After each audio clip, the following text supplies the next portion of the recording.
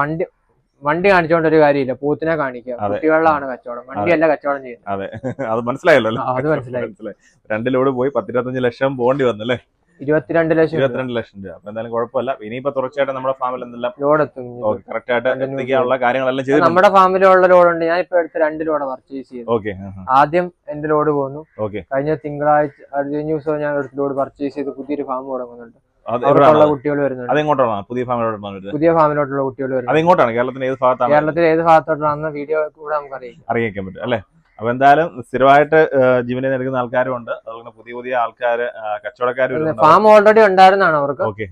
Recover ആയ രണ്ടാമത് തുടങ്ങുന്നത്. ഓ ശരി. അപ്പൊ പുതിയ കച്ചവടക്കാരാരുണ്ടെങ്കിലും ഇതേ ക്വാളിറ്റിയുള്ള കുട്ടികൾ, കുട്ടിയുടെ ക്വാളിറ്റിയാണ്, ഇതേ ക്വാളിറ്റിയുള്ള കുട്ടികൾ തന്നെയാണ് നിങ്ങൾക്ക് ആവശ്യമുണ്ടെങ്കിൽ കൊടുക്കുന്നത്. കുഞ്ഞുകുട്ടിയുണ്ട്. ചെറിയ കുട്ടി, ചെറിയ കുട്ടിയായാലും വലിയ കുട്ടിയായാലും